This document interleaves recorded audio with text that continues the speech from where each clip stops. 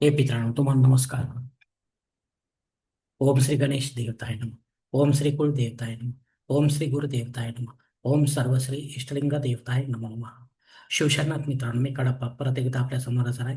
माझ्या धर्मकरम चॅनलमध्ये आपले सहर्ष स्वागत करीत आहे. मित्रांनो, पंचांगाच्या आता आपल्या समोर सादर करीत आहे. मित्रांनो, आज शुक्रवार दिनांक 28 ऑगस्ट 2026, शालिवान शके 1948 संवत्सर पराभव अयन दक्षिण ऋतू वर्षा मास श्रावण पक्ष शुक्ल सकाळी 9:49 कृष्ण पक्षाला सुरुवात होईल. मित्रांनो मित्रांनो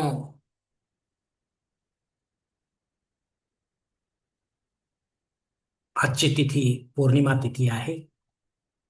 सकाळी 9:49 प्रतिपदा तिथीला सुरुवात होईल. वार शुक्रवार आहे. नक्षत्र मित्रांनो शततारका नक्षत्र आहे. उत्तर रात्री 3:13 पूर्व भाद्रपदा नक्षत्राला सुरुवात होईल. योग मित्रांनो अतिगंड योग आहे. सकाळी 7:28 सुकर्मा योगाला सुरुवात होईल. करण मित्रांनो बहुकरण आहे. सकाळी 9:49 बालव सुरुवात होईल आणि रात्री 9:57 कौलव करण्याला सुरुवात होईल. मित्रांनो प्रमुख ग्रहांची राशी स्थिती पहाटे 5:30 वाजता अशी असणार आहे. सूर्य सिंह राशीत असेल, चंद्र कुंभ राशीत, गुरु कर्क राशीत तर शनिदेव मीन राशीत असणार आहे. मित्रांनो सध्या चंद्र राशीनुसार कुंभ, मीन व मेष या तीन राशींना 7.5 सुरू आहे. या राशींच्या जातकांना 7.5चा त्रास होत असेल तर त्यांनी कृपया आपल्या जवळच्या ज्योतिषाकडे जावे आणि आपल्या जन्मकुंडलीमधील शनिदेवतेची पोझिशन तपासून पाहावी. ती जर अशुभ स्थितीत असेल तर नक्कीच आपल्याला शनिदेवतेची धार्मिक सेवा करावी लागणार आहे. अन्यथा अशी सेवा करण्याची गरज राहणार नाही.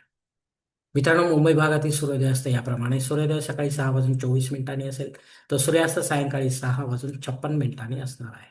गोचर ग्रहांची सद्यस्थिती सुद्धा जाणून घेऊया. मित्रांनो अस्तंगत ग्रहांमध्ये बुध ग्रह 18 ऑगस्ट पासून तर वक्री ग्रहांमध्ये शनी ग्रह हा 26 जुलै पासून वक्री होत चाललेले आहेत, अस्तंगत होत चाललेले आहेत. तर हे दोनही ग्रह आपल्याला काय फळ देतील गोचरीने ते देखील ज्योतिषी आपल्याला समजावून सांगतील. मित्रांनो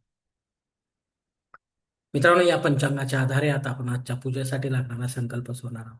तेव्हा आपण आपल्या उजव्या हाताच्या तळहातावर एक पळी पाणी, थोडे अक्षर, एक फुल वा फुलाची पाकळी घ्या आणि हा छोटासा संकल्प म्हणायला सुरुवात करा. मित्रांनो हर ओम शिवशंभो, हर ओम शिव शिव शंभो राज्ञ प्रवर्तमान सद्य ब्रह्मणो द्वितीय परादे श्वेतवराह कल्पे वैवस्वत मन्वंतरे कलियुगी प्रथम पादे जम्बूद्वीपे भरतवर्षे भरतखंडे मेरो दक्षिण दिग्भागे महाराष्ट्र देशे व्यावहारिक चांदमान शालिवान शके 1948 प्रभवती षष्टी संवत्सरामध्ये पराभव नाम संवत्सरे दक्षिणायने वर्षा ऋतू श्रावण मासे शुक्ल पक्षे भृगु वासरे शततारका नक्षत्रे अतिगंड योगे बहुकर्णे पौर्णिमा शुभतिथो वीर गोत्रात उत्पन्न में कड़प्पा मोह पात्र दुरित क्षय द्वारा श्री पार्वती पती परमेश्वर पित्तर विधिवत नित्य देव पूजा एवं इष्टलिंग पूजा करिष्ये. मित्रांनो याच ठिकाणी हा संकल्प संपलेला आहे. तेव्हा आपण आपल्या उजव्या हाताच्या तळहातावर संकल्पाचे पाणी जवळच्या निर्माल्याच्या तामनात सोडून द्या. मित्रांनो मित्रांनो या संकल्पाची वेळ मर्यादा सकाळी 7:28 आहे. या वेळेनंतरही आपल्याला संकल्प सोडायचा असेल कुठल्याही धार्मिक विधीच्या संपन्नतेसाठी तर कृपा करून आपण वरील बदललेल्या पंचांगाचा आधार घ्यायचा आहे. नवीन संकल्प तयार करायचा आहे. त्या संकल्पात आपण करत असलेल्या धार्मिक विधीचा उल्लेख अवश्य करायचा आहे. तेव्हाच आपली धार्मिक सेवा संबंधित देवतांपर्यंत पोहोचेल आणि त्यांचे आशीर्वाद आपल्यापर्यंत पोहोचतील. आपले जीवन अधिक सुखमय बनेल. मित्रांनो मित्रांनो आता मुहूर्त विभागामध्ये पाहूया. यात धार्मिक विधी त्यांचे मुहूर्त काळ याप्रमाणे दिलेले आहेत. सर्वात प्रथम साखरपुडा यासाठी मुहूर्त दिले दिनांक 30-31 सप्टेंबर दिनांक 4 आणि 5. डोहाळ जेवणासाठी मुहूर्त आता या मासात नाही. बारसे करण्यासाठी मुहूर्त दिले दिनांक 30 सप्टेंबर दिनांक 8. जावळ काढण्यासाठी मुहूर्त दिले दिनांक 28-31 सप्टेंबर दिनांक 7. गृहप्रवेश करण्यासाठी मुहूर्त दिले दिनांक 28-30 सप्टेंबर दिनांक 4 आणि 7. आता मुहूर्ताच्या दुसऱ्या भागात पाहूया. मित्रांनो उपनयन करण्यासाठी माघ मासाशिवाय मुहूर्त नाही. विवाह करण्यासाठी पौष मासाशिवाय मुहूर्त नाही. वास्तुशांती करण्यासाठी मुहूर्त दिले दिनांक 28 सप्टेंबर दिनांक 4 आणि 7. भूमिपूजन व पायाभरणी करण्यासाठी मुहूर्त दिले दिनांक 29 सप्टेंबर दिनांक 2.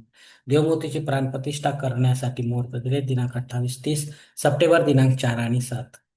यामध्ये आपण भगवान शिव आणि भगवान विष्णू यांच्या मूर्तीची किंवा यांच्या अवतारांच्या मूर्तीची प्राणप्रतिष्ठा करू शकता. घरी करा किंवा तीर्थक्षेत्री करा पण विधिवत करा. क्षमा करा मंदिरामध्ये करा पण विधिवत करा, पंडिताच्या माध्यमातून करा आणि देवकाळामध्येच करा. दुसऱ्या दिवसापासून मात्र या प्राणप्रतिष्ठित मूर्त्यांवर आपल्याला संबंधित देवतांचा अभिषेक घ्यावा लागेल. अन्यथा अशा प्राणप्रतिष्ठित मूर्ती ह्या जागृत न राहता त्यांना खंडित मानले जाते आणि त्यांचे विसर्जन करावे लागते मित्रांनो. मित्रांनो, वरील काही मुहूर्तांच्या तारखेत वेळेची मर्यादा देखील असू शकते. कृपया ते जाणून घेण्यासाठी आपण मला कॉमेंट्स बॉक्समध्ये विचारावे किंवा योग्य पुरोहितास व पंचांगधारकास संपर्क साधावा आणि मगच आपल्यासाठी योग्य असा मुहूर्त निवडावा, जेणेकरून आपल्या मुहूर्तामध्ये कोणत्याही प्रकारची बाधा उत्पन्न होणार नाही आणि मुहूर्ताचे पूर्णपणे फळ आपल्याला प्राप्त होईल मित्रांनो. आणि असा मुहूर्त जर आपल्याला मिळत नसेल तर मग मात्र आपण स्वतःहून किंवा पंडिताच्या माध्यमातून यापेक्षा वेगळा काही मुहूर्त निर्माण करण्याचा प्रयत्न करू नका. कारण मुळात तो मुहूर्त मुहूर्तच नसल्यामुळे त्याचा आपल्याला काही एक उपयोग होणार नाही मित्रांनो. मित्रांनो, पंचांगातील इतर काही महत्त्वाची जी माहिती आहे ती आता आपण पाहणार आहोत. पंचांग शुद्धी नाही मित्रांनो. दिनविशेषमध्ये रक्षाबंधन आहे. या रक्षाबंधनानिमित्त आपल्या सर्वांना माझ्यातर्फे, माझ्या चॅनलतर्फे हार्दिक शुभेच्छा मित्रांनो. सर्व माझ्या माता भगिनींना, बंधू बांधवांना मित्रांनो. प्रतिपदा श्राद्ध कर्म आहे. रक्षाबंधनसाठी माझे शॉर्ट आणि मोठे व्हिडिओ देखील आहेत. आपल्या माहितीसाठी आपण ते पाहू शकता मित्रांनो. प्रतिपदा श्राद्ध कर्म आहे. या तिथीवर आपल्याशी संबंधित किंवा आपल्यावर अवलंबून असले नात्यामध्ये कोणी सोडून आपल्याला परलोकात निघून गेले असतील तर त्यांच्या नावाने आपल्याला पिंडदान युक्त किंवा पिंडदान राहील तसे श्राद्ध कर्म करणं गरजेचे आहे. घरी करा किंवा तीर्थक्षेत्री करा, पण विधिवत करा, पंडिताच्या माध्यमातून करा आणि अपराह्न काळातच करा. तेव्हाच आपली पितृसेवा आपल्या पितरांपर्यंत पोहोचेल आणि त्यांचे आशीर्वाद आपल्यापर्यंत पोहोचतील. आपले जीवन अधिक सुखमयपणे निमित्त.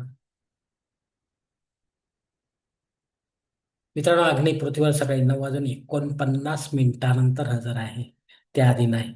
जर आपल्या नव्याने काही होम यज्ञ कर्मकांड सुरू करायचे असेल तर आपण अवश्य सुरू करू शकता. पण पुढे जाऊन ते बंद पडतील तर मग मात्र आपल्याला दोष देखील लागू शकतो. मित्रांनो, राहू काळ सकाळी 10:30 ते 12 वाजेपर्यंत आहे. या दीड तासाच्या काळात राहू अत्यंत प्रभावी असल्यामुळे तो आपल्या कामांमध्ये अडथळे निर्माण करणार. तेव्हा शक्यतो आपण या दीड तासाच्या काळात महत्त्वाची किंवा विशेष कामे न करता रेग्युलर जी कामे आहेत ती करा, जेणेकरून आपल्याला अपयश येण्याची शक्यता राहणार नाही मित्रांनो आपल्या कामांमध्ये. धन्यवाद मित्रांनो. आजचा हा पंचांगासंबंधीचा व्हिडिओ मी याच ठिकाणी संपवत आहे. आपण जर माझ्या मताशी सहमत असाल तर कृपया माझे धर्मकर्म चॅनल सबस्क्राईब करा, लाईक करा, आपले कुटुंब व मित्रपरिवाराशी शेअर करा. तसेच कॉमेंट्स बॉक्समध्ये आपले मत अवश्य नोंदवा आणि माझा पुढील व्हिडिओ आपल्यापर्यंत पोहोचण्यासाठी बेल बटन अवश्य दाबा. धन्यवाद मित्रांनो. पुढील भेटीपर्यंत आपण खुश राहा, आनंदी राहा, प्रसन्न राहा. हरिओम. शिवशंभो महादेव.